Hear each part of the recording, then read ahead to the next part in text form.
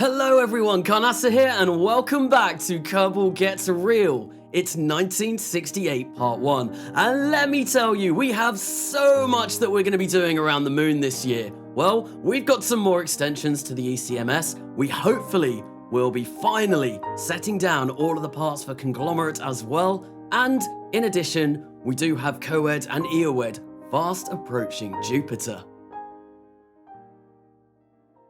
So we're going to start off this episode with a launch on the 2nd of January. It is the ECMS HFM launched on top of a Leviathan Super 67. Now that stands for the Ellen Cox Memorial Station Hypergolic Fuel Module.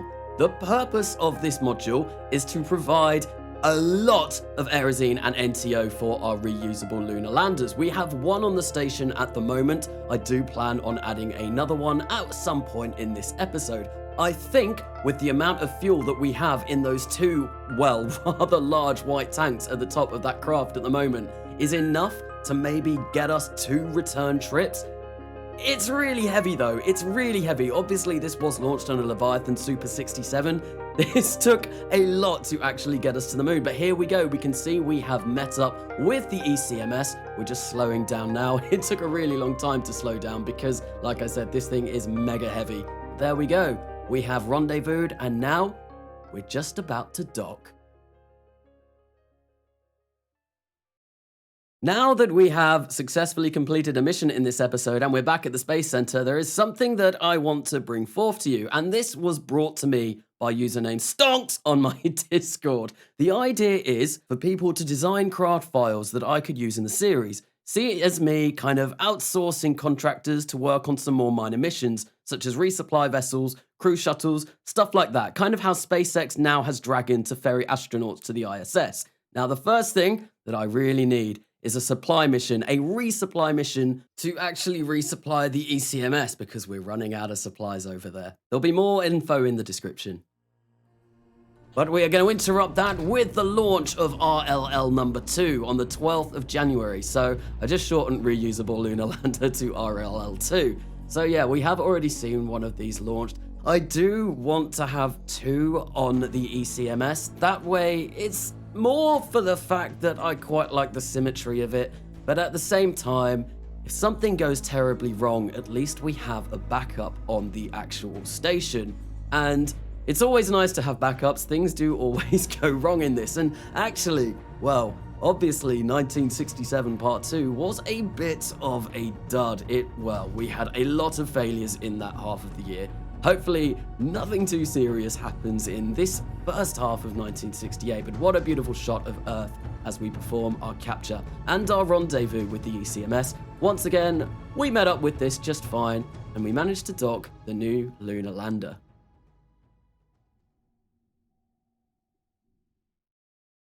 So I'm going to be spending a lot of time in the tracking station this episode just because I need to make sure that the Conglomerate base is underneath where our, well, modules are going to be orbiting. We do have a couple of modules in orbit at the moment, so you can see I'm just waiting for it to get under that orbit. So we are going to join the storage module on the 24th of January, and this is going to be its descent to actually land, hopefully very, very close to Conglomerate. So the way I'm going to connect these up is with Kerbal attachment system. I have resource pumps on all of the parts that I'm going to be sending down. So when I actually send the first crew down, what they're going to do is they are going to get those resource pumps, connect them all up, and hopefully we can share resources throughout the entire thing, throughout all of the different modules that are landed on there. Now, I have been told that it may be only 25 meters that those things stretch, and there is a way you can place down pylons and kind of extend that, but I haven't got pylons unlocked at the moment. So here is me struggling and following that red line, trying to get this as close to the original module as I could. I'm not very good at targeted landings. I'm really not very good at targeted landings. Usually what I do is I do get MechJeb landing guidance to do it all completely for me, but I kind of wanted to try this myself. What I actually did though, I did get MechJeb to start this. And then when I got a little bit closer, I kind of took over the reins and did the last little bit of the descent. So I let MechJeb start the burn so I knew roughly where I actually needed to start the burn to get as close to Conglomerate as possible. But you can see we are actually coming in really close here, and I was kind of surprised at how close I got this. There is going to be a bit of lag whilst we load in the main core of Conglomerate, but here we come, screaming down at 35 meters per second, coming down, well, a lot slower now though, and it looks like we are about to touch down any minute. Unfortunately, we are a little bit further away from that first module that I would quite like to have been, and we've only got 30 meters per second of delta V left in this. And we didn't land, we went back up, and we are running out of delta V very quickly, but we are so close now, it probably wouldn't even matter if we ran out. But here we go, and there we go. We have touched down on the surface of the moon, but like I said, we are 180 meters away from Conglomerate, which is a real shame. Those resource pumps are definitely not going to be able to reach that far, which is an issue, because this is where all of our supplies are going to be stored. So what do? I go over to Conglomerate, and we're going to move this over. We're going to attempt to hover it and try and get it as close as we possibly can to that storage module. And you know what? This was really difficult to do, purely because when I pressed W, it went to the left. And I would expect W to make it tip forward. It's just the way that this craft was built, and it was really confusing actually figuring out where to go. But you can see now we are a lot closer to that storage module. It only takes a little bit just to gently touch it down. There we go. We did do a little bit of a bounce, but we are only 20.8 meters away. That is perfect. And our resource pumps are on each end of these. I accidentally used 2 ignitions there coming down. I did want to move it a little bit closer, but unfortunately, the LMD engines were completely spent. There we go. We've got rid of our descent stage there.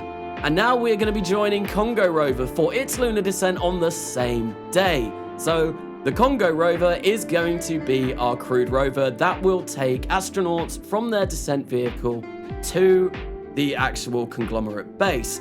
Now, I couldn't even do a landing guidance with MechJeb for this because I am using the LMDEs. So because they've only got 3 ignitions, MechJeb will burn through those incredibly quickly. So I had to do this all by myself, and because of that, we ended quite far away from Conglomerate. And I thought, it's not going to be an issue. We've got Bon Voyage on this thing. We can just use it to drive over in the background and leave this running in the background whilst we do other more important stuff.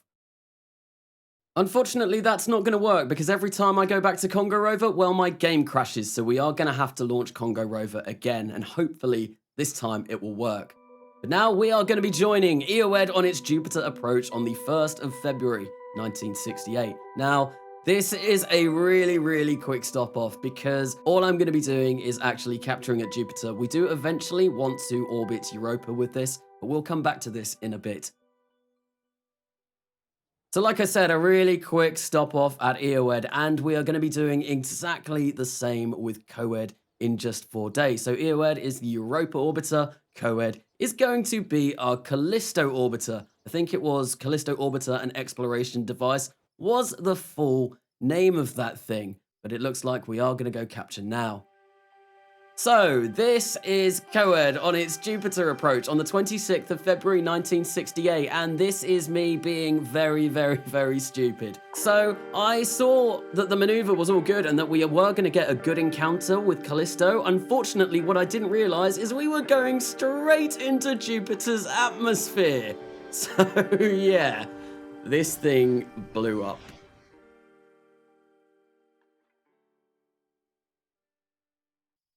Well, that was a real shame. That was a real shame. And actually, what I am going to do, and we will see a little bit of it later on in this episode, I am going to repurpose EOED to COED because Callisto is a little bit easier to orbit. I think because it's further away from Jupiter, we won't require as much delta V to, well, orbit Callisto than we would Europa. So I am going to repurpose that. But here we go. We are joining mitochondria on the 1st of March 1968. Now this is going to be the power module. And I mean, it was originally called the power module, but someone left a comment suggesting this being, well, calling it mitochondria. And of course, mitochondria being the powerhouse of the cell, I can't say no to that. So this is going to be mitochondria for the Conglomerate lunar surface base. But we managed to get up to orbit just fine, and now we are on our way over to the moon. Now, I think what we're going to have to do with this is we are going to have to leave it in a bit of an orbit for a while, just so once again Conglomerate actually lines up with us down on the surface. But here we are performing our capture burn at the moon using those lovely, lovely HG3 engines, which are just so damn good. There we go. That's all we're going to do with mitochondria for now. So now we're going to go back to the tracking station for a bit and just wait for Conglomerate to actually fall under our orbit of mitochondria. Now, the reason why this is we don't really have enough delta V in mitochondria to be performing any drastic plane changes. So what we're going to do is we're going to wait and we're going to let the moon do all of the hard work for us with its rotation. Now, there is another mission that we are going to have coming up at the same time. That is going to be Lunar Shuttle number 3. So here we are on the 29th of March 1968, Lunar Shuttle number 3 on an Uber 1 launch vehicle. So, there is a reason why this is uncrewed. The first mission that I sent to the ECMS was one of my old capsule designs, which ran on fuel cells. The liquid oxygen and the liquid hydrogen has long since boiled off in that. So what we're going to do is we're going to send over an uncrewed capsule, and we're going to get rid of the old capsule. So now So Not the Hero Type and Steve Peters actually have a way of returning back home. Anyway, sorry about that laugh. That is why that orbiter is going to be named the Fish Orbiter. It just fits. That gimbling on that engine is like a fish swimming through water. But now we're going to go back to mitochondria on the 2nd of April 1968. We're beginning our lunar descent. So, one great thing about this is I have actually upgraded my HG3 engines. So now they have 5 ignitions. So I was able to perform start of the descent of this power module of mitochondria using a little bit of the fuel that we had left in that transfer and capture stage. And once again, I have decided to take the reins for this descent, and you can see me wobbling all over the place, a little bit out of control, as I try and match up that red line as close as possible to the rest of the base. Now, I have had a bit of practice doing this now, while having landed the storage module, and let me tell you, well, we landed this one a hell of a lot closer, which was really fortunate because obviously we can't actually move either of those 2 modules that are now down on the surface. But what I am going to say as well is this, well, mitochondria, because we use that HG3 stage, it is going to have a lot of delta V left when we actually land, and we are going to be landing any moment now. There we go. We are gonna bounce back up again. I seem to have a real problem with actually slowing myself down, and I always seem to fly up just at the last minute. There we go. We are down, but we are going to lift off again because I did want to move this over to the other side.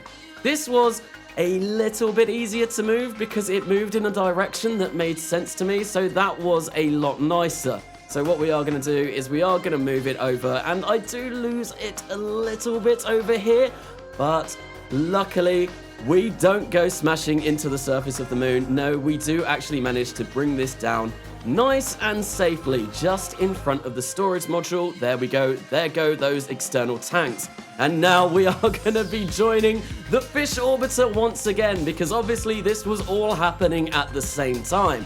Here we are capturing at the moon. So this is, well, the mission is simple. Go to the ECMS and actually dock so that we have a return spacecraft to send So Not the Hero Type and Steve Peters back home.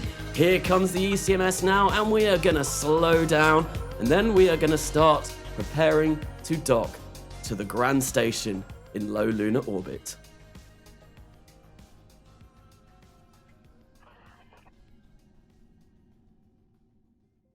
So now actually we're going to be jumping into the vehicle assembly building, and one thing I want to say about this episode is there was a lot of behind the scenes stuff going on. So This has taken me a really long time to get everything in this episode done because I have designed a lot of spacecraft, and what they are going to be is going to be my first attempt at sending humans to Mars.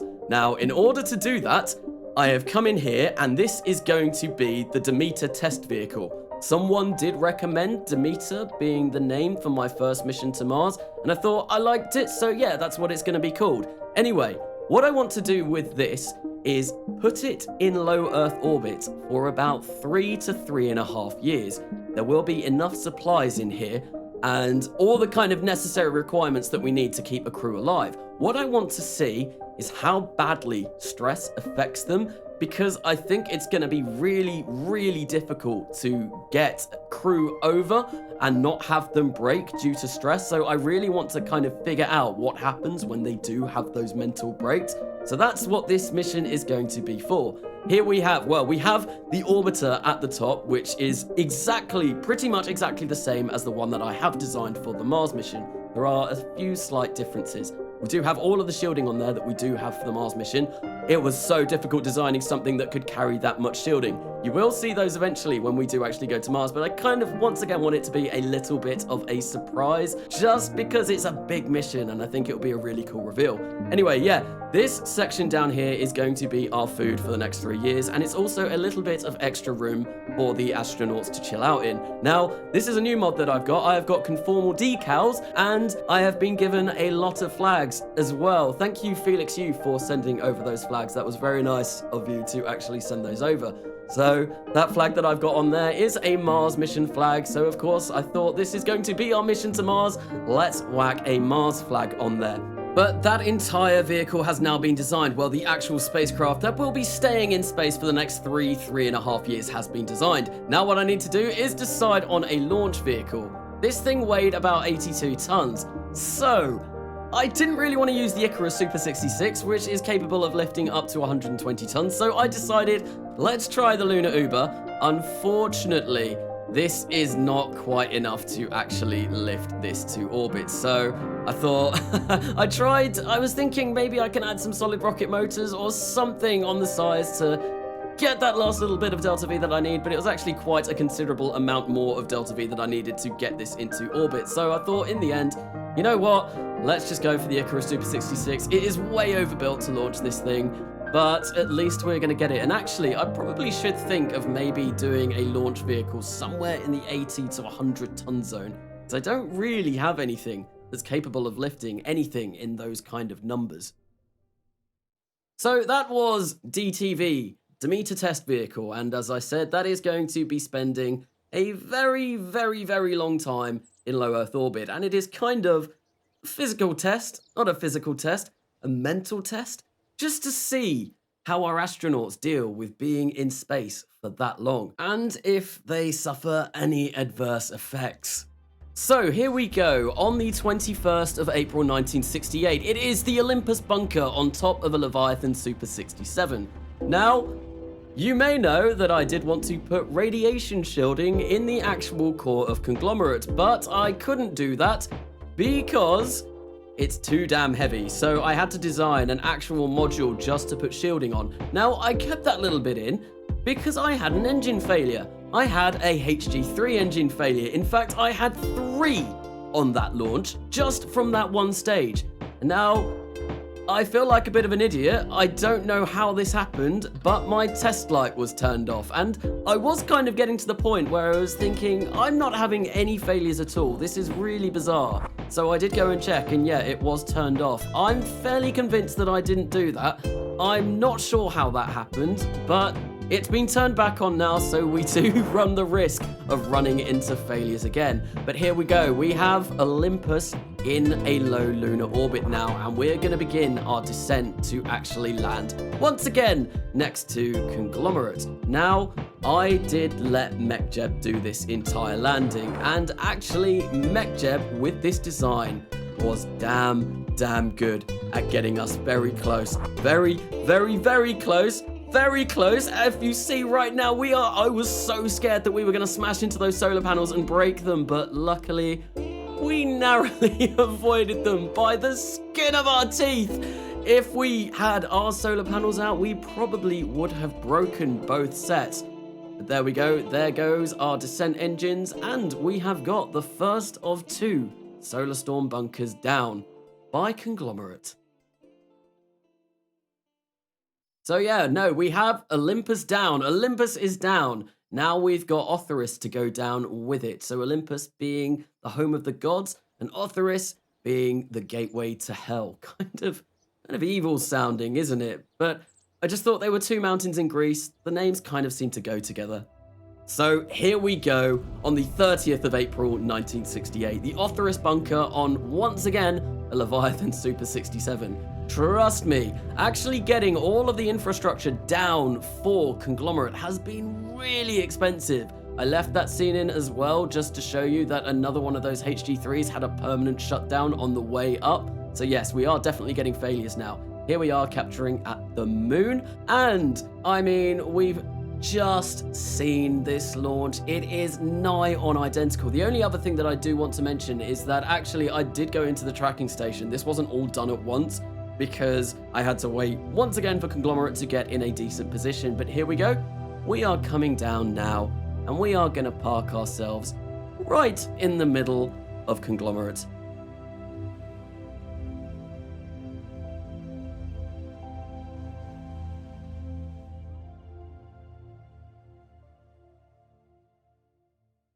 I have to say, I was absolutely in love with that little spinny shot coming down over the entirety of Conglomerate. But that is now Conglomerate finished. All of the modules are in place. All we've got to do is launch another Conga rover because, well, we need to be able to transport people around. I can't believe that didn't work the first one. But yeah, no, all of the main components of Conglomerate are down. But now we're going to turn our focuses back to Jupiter for Coed, which was previously Eowed on the 28th of May. So yeah, I have decided, like I mentioned earlier, we are going to go for Callisto with this because it doesn't take as much Delta V to get our orbit around Callisto. And here I am, I'm just going to show you, I've cut out a lot of this maneuver node editor because this took a really long time to get a fine orbit. And actually, the orbit that we are going to get is going to leave us with quite a bit of Delta V remaining, which is really nice. We can get a really nice low orbit and still have a fair whack left. It's going to take a while for us to actually perform that maneuver. So we are going to finally orbit a Galilean moon as long as the Kraken doesn't attack us again, because obviously that's what happened with Ganymede before. I really hope that doesn't happen again. I think I will definitely do a quick save before going back to Eowed, or Coed as it is now called. But here we are, the final launch of 1968 Part 1 on the 24th of June. It's Congo Rover 2 on an Icarus Super 66. So we have seen this mission before, so let's skip out the launch. There we go, we are in orbit. We are now performing our translunar injection to go over to the moon, where we are going to capture, and then we're going to land this once again on the surface of the moon. Hopefully this time I can actually get it a little bit closer to the Conglomerate base. But we're going to fire up that HG3 engine one final time and actually get us into a nice lunar capture. Now, we are going to leave it in orbit for a bit, and we will be bringing this down in the start of 1968 Part 2. So with the launch of Conga Rover number 2, that is actually the last event in this episode. Now I do want to quickly once again go back to the fact that I have got something for you to do. And that is obviously going to be contracting out my space agency. I'm going to be asking you to provide your own designs. What we're going to do is it's all going to happen on my Discord. So if you don't know about the Discord, there will be a link in the description. There is also a link in the about on my channel. We'll vote on them over there, and then they will get used in this space agency, and you will see them fly in the Kerbal Gets Real series. I thought it was a really cool idea. It just means that you guys can contribute to the series in your own way. But anyway, that has been 1968 Part 1. If you have enjoyed this episode, why not give it a like? If you have really enjoyed this episode and would like to continue with the content on my channel, please do consider subscribing. I have been Carnasa, and I will see you later.